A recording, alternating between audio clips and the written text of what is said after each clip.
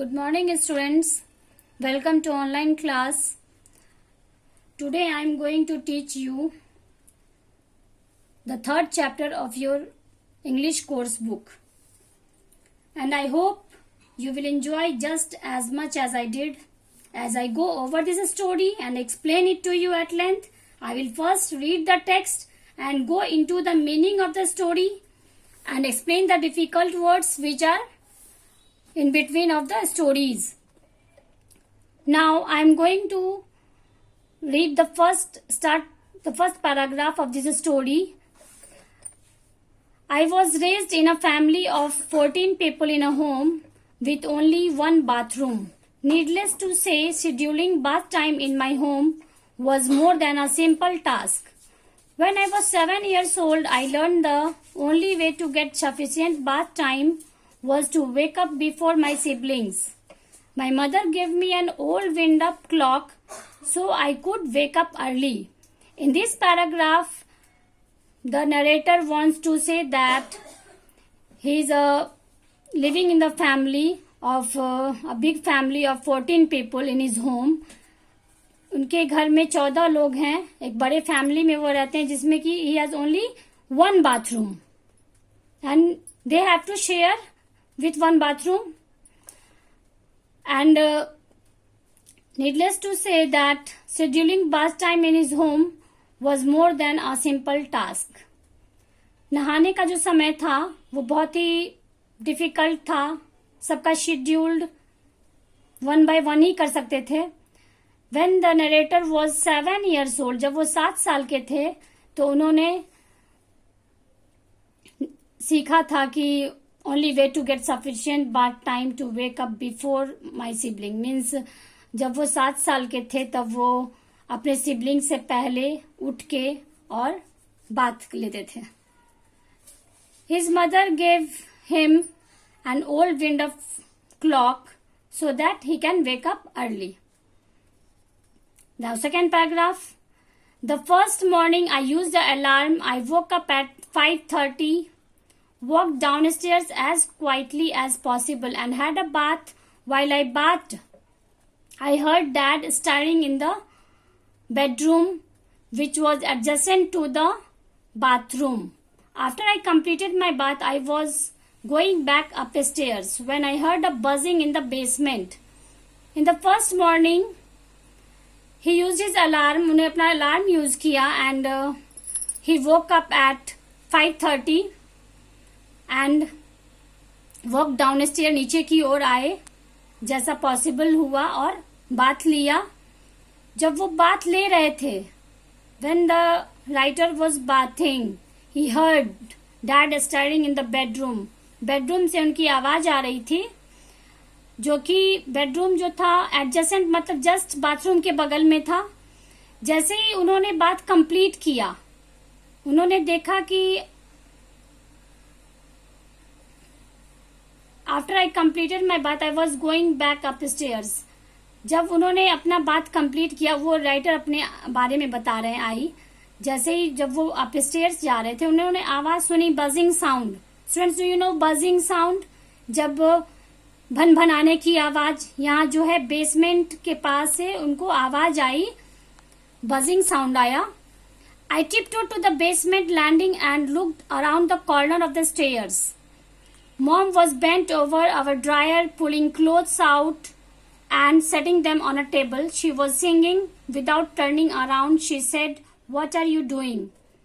जब वो बेसमेंट की तरफ चलते हुए लैंड करते हुए गए तो कॉर्नर में स्टेयर्स के कॉर्नर में देखा कि मॉम जो है ड्रायर के पास कपड़े को पुल कर रही है, निकाल रही है, उसको टेबल पे डाल रही है और वो गाना भी गा रही है अपने काम को एंजॉय करते हुए. स्टूडेंट्स, हम लोग कभी कभी गुनगुनाते हैं सॉन्ग, कोई काम करते हुए जो हमें अच्छा लगता है. तो राइटर की मम्मी भी उसी तरह गुनगुना रही है और अपना काम करे. उसने कहा, उसकी मॉम ने उन्हें कहा, व्हाट आर यू डूइंग? तुम कर क्या रहे हो? I heard buzzing. I said, what are you doing? मैंने कहा, मतलब राइटर ने कहा, मैंने बजिंग आवाज सुना. आप क्या कर रही हैं? Washing clothes, she replied. Mom ने रिप्लाई दिया, कपड़े धो रही हूँ. दिस अर्ली, इतनी सुबह? 4 days a week, she replied. उसकी मॉम ने कहा 1 सप्ते में 4 दिन मैं कपड़े धोती हूँ. Mom explained that she woke up at 4 o'clock every Monday, Tuesday, Wednesday and Thursday to wash clothes. Mom ने explain किया, कहा कि वो हर सुबह 4 बजे उठती है. कब कब उठती है? मंडे को, ट्यूसडे को, वेंसडे को और थर्सडे को, और कपड़े धोती है. She explained it was necessary to keep us in clean clothes. उसने ये भी कहा कि ये बहुत जरूरी है जो हमें साफ सुथरे कपड़े में रहना चाहिए. That's up to, I said. मैंने कहा पापा भी तो सुबह सुबह उठ गए हैं. I know. He does paperwork while I do laundry. It's the only time the house is quiet enough to concentrate. तो मॉम ने कहा मैं जानती हूँ पापा भी सुबह उठ जाते हैं, वो अपने पेपर वर्क करते हैं, मतलब ऑफिस का पेपर वर्क करते हैं, जब तक मैं लॉन्ड्री का काम करती हूँ, मीन्स कपड़ा धोने का काम करती हूँ. और यही एक समय होता है जो घर में शांति होती है. सुबह सुबह जब सब सोए रहते हैं तो शांति वातावरण होता है और हम लोग का काम अच्छी तरह से निपट जाता है. Why were you singing? I asked. मैंने कहा आप गाना क्यों गा रही थी? I might as well enjoy my work. No use being upset. तो मॉम ने कहा मैं अपने काम को एंजॉय कर रही थी. हम लोग अपना एंजॉय करने के लिए स्टूडेंट्स कभी कभी गाना गुनगुनाते हैं, गाना गाते हैं, कभी डांस करते हैं, कभी स्टोरी सुनते हैं. उसी तरह मॉम ने कहा जो मैं अपने काम को एंजॉय कर रही थी और अपसेट नहीं महसूस करने के कारण गाना गा रही थी. Mom still used an old wringer washer, but she was absolutely thrilled that she and Dad had scraped together enough money to get a clothes dryer. She wouldn't have to hang clothes outside during winter anymore. Writer ने कहा mom अभी भी है जो पुराना ringer washer use कर रही है और उसे ऐसा लगता है जो scraped together means saved a little at a time. कुछ ऐसा पैसा जमा करके रखने से अगर एक क्लोथ ड्रायर ले लें तो क्या होगा, मॉम को ठंड के मौसम में कपड़ा बाहर नहीं डालना होगा और उन्हें बहुत आसानी मिलेगी. मतलब कुछ पैसे अगर मॉम और डैड मिलके जमा करें तो अच्छे से एक हम लोग क्या करते हैं क्लोथ ड्रायर ले सकते हैं, कपड़ा सुखाने वाला मशीन, और ठंड में कपड़े बाहर डालने की जरूरत नहीं होगी. It was quite an old-fashioned dryer, not like the modern ones we have today, and the lint filter had to be cleaned after every load. अब ये जो ड्रायर था मॉम का, जो ओल्ड फैशन पुराने जमाने का ड्रायर था, आजकल जैसे मॉडर्न जमाने का ड्रायर होता है वैसा नहीं था. उसमें लिंट फिल्टर, उसमें एक फिल्टर होता है जिसको कि हमेशा आफ्टर एवरी हर लोड के बाद उसको क्लीन साफ करना पड़ता है. Can I help? I asked. मैंने पूछा, मिस राइटर ने पूछा क्या मैं मदद करूं? श्योर, मॉम ने कहा sure. Mom started another load in the dryer and placed a large towel on the basement floor in the front of the dryer.